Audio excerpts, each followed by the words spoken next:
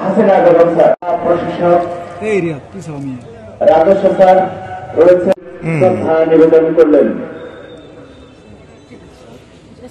বিভাগের পক্ষ থেকে সম্মানিত পুলিশ সুপার জনাব সৈয়দ রফিকুল ইসলাম পিপিএম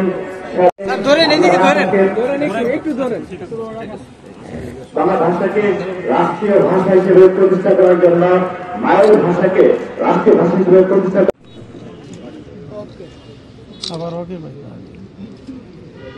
সভাপতি জনাব হাফিজ রহমান সাদা এবং সাধারণ সম্পাদক জনাব লুৎফর রহমান এবং সম্মানিত অন্যান্য সাংবাদিকবৃন্দ, যারা ইসলামী কার্যালয় জামাতের পক্ষ থেকে কর্মকর্তা এবং স্টাফবৃন্দ থেকে আমাদের সমর্থন শহীদ আন্তর্জাতিক দিবস, এই দিবস উপলক্ষে আজ আমরা নাগরিক সমাজের পক্ষ থেকে পুষ্পস্তবক অর্পণ করলাম কেন্দ্রীয় শহীদ মিনারে।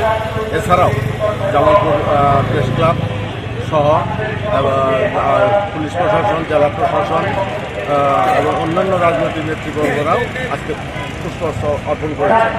অন্যান্য বছরের তুলনায় এবছর একটু ব্যতিক্রমী মনে হলো এবং এভাবেই যেন আমরা প্রতি বছর শহীদদের শ্রদ্ধা করতে পারি, এই বলে আমি আমার শেষ করছি।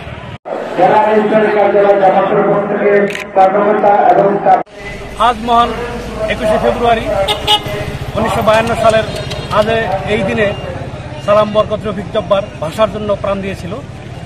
পৃথিবীতে একমাত্র বাঙালি জাতি, যে জাতি ভাষার জন্য প্রাণ দিয়েছিল, পৃথিবীতে এরকম কোনো ঘটনা আর নেই।